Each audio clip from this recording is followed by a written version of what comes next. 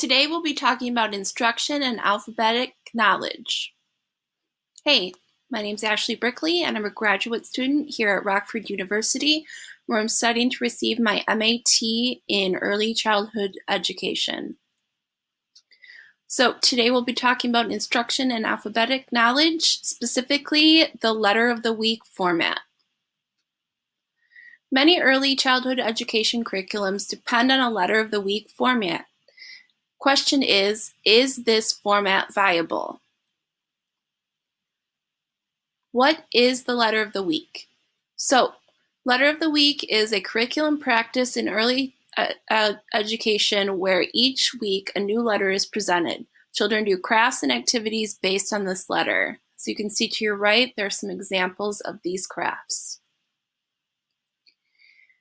So, since there's such a huge emphasis on letter of the week, is letter of the week effective? Currently, students are entering kindergarten knowing half the letters, names, and fewer than half the letter sounds. What is alphabetic knowledge? Piazza and Wagner define alphabetic knowledge as children's familiarity with letter forms, names, and corresponding sounds, as measured by recognition, production, and writing tasks. Together, such alphabet knowledge represents an important component of emergent literacy. In fact, it's one of the biggest predictors of future success in literacy. The NAEYC recognizes the alphabetic knowledge as a goal for kindergarten. So, since alphabetic knowledge is one of the biggest predictors of future literary success, there is a huge emphasis placed on it during instruction. The evidence of this can be seen in the importance given alphabetic knowledge in all state standards and assessments. So, what is the current state of alphabetic instruction? In the US, we typically start with teaching the children uppercase letter names, followed by lowercase letter names. Once they have mastered that, the children move on to the sounds that letters make, which each step becoming a bridge to learning the next part. So, if all of alphabetic instruction is effective, why is there still an achievement gap? With the letter of the week instruction, it takes 26 weeks to complete, which is basically an entire year.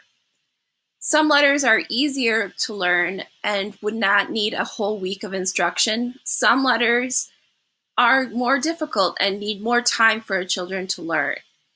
Because it takes 26 weeks to complete, there is no chance in the rest of the year for a repetition of the entire cycle. This is why it continues the achievement gap.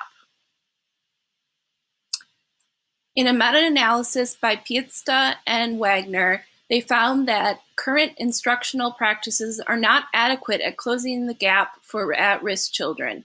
They believe more intensive, explicit alphabet instruction may be necessary to lessen this achievement gap. So, how to make alphabetic instruction more effective?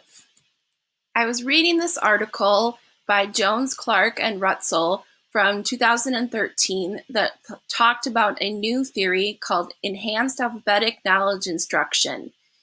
In this type of instruction, you no longer follow the conventional flow of letter names building to letter sounds. Rather, you start by teaching all of these three areas concurrently. So uppercase, lowercase, and letter sounds all at the same time. And unlike the traditional letter of the week format, each letter is taught in one day. The benefits of this is that it offers more repetition. You can repeat cycles of the alphabet multiple times as opposed to the 26 weeks that it takes for the letter of the week format. You can also teach letters in any order. So you can start with letters that maybe you feel are easier, working up to the letters that are harder, or different orders that you feel like would be beneficial for students. Also, you can focus on or revisit letters that are giving students issues very easily. So one cycle you could teach the whole alphabet, and then the second cycle you could spend paying attention to only the letters that the children are not learning and target that instruction. In Newman 2006, the author witnessed students doing letter of the day week exercises for 55 minutes per day. This is from her article, N is for Nonsensical, about the ineffectiveness of letter of the week instruction. She referred to the exercises during this letter of the week instruction as mind-numbing. According to Bredekamp, while alphabet and phonological instruction need repetition, they only require 6 minutes of instruction a day. So this begs to the question, can enhanced alphabetic knowledge instruction be possible? The reason behind the letter to name sound sequence justification for that is that letter sounds may be too hard for young children.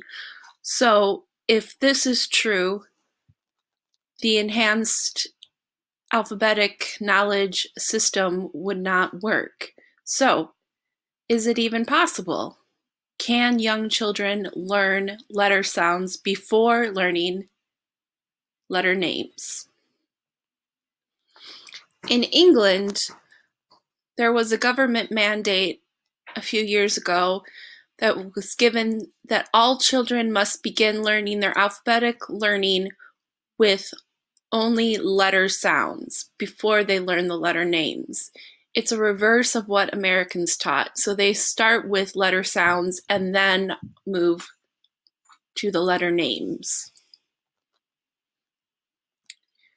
This was a natural experiment between the US and England. So in 2013, Ellefson, Treeman, Kessler took advantage of this and conducted a study of what method was more effective. They found that English children as young as 5 performed well at letter sounds. So the prevailing wisdom in the US that children need to learn the letter name before they can master letter sounds is untrue.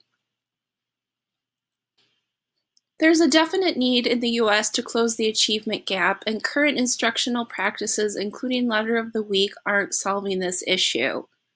Enhanced alphabetic knowledge and instruction offers more repetition and focus that students need.